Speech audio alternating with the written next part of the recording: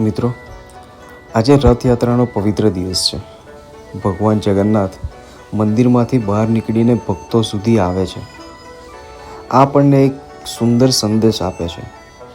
ભગવાન સુધી પહોંચવા માટે માત્ર આપણે જ પ્રયત્ન કરીએ છીએ એવું નથી.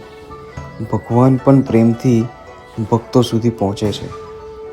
મહાભારતમાં શ્રી કૃષ્ણ અર્જુનના રથના સારથી બન્યા હતા. જીવનમાં પણ પ્રશ્ન એ નથી કે આપણો રથ કેટલો ભવ્ય છે, કેટલો મોંઘો છે, કેટલો દેખાવડો છે. પ્રશ્ન એ છે કે આપણા જીવનના રથના સારથી કોણ છે. જો રથના સારથી અહંકાર, ક્રોધ, લોભ અને ઉતાવળ હશે તો રથ ભટકી જશે. પરંતુ જો સારથી સત્ય, ધર્મ, વિનમ્રતા, દયા અને ભગવાન પ્રત્યેની શ્રદ્ધા આ હશે તો માર્ગ ભલે મુશ્કેલ હોય, મંજિલ ચોક્કસ મળશે.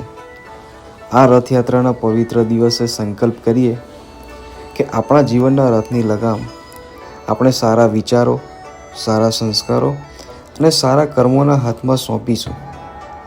રથ આગળ વધે એમ આપણું જીવન પણ સદમાર્ગે આગળ વધતું રહે એવી હાર્દિક શુભકામના.